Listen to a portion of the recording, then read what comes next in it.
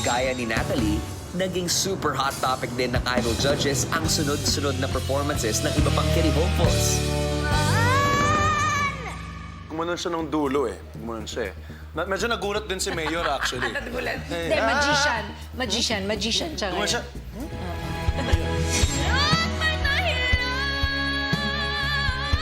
Siguro, mas kailangan lang natin ingatan yung mga mabababang parts, lalo sa umpisa.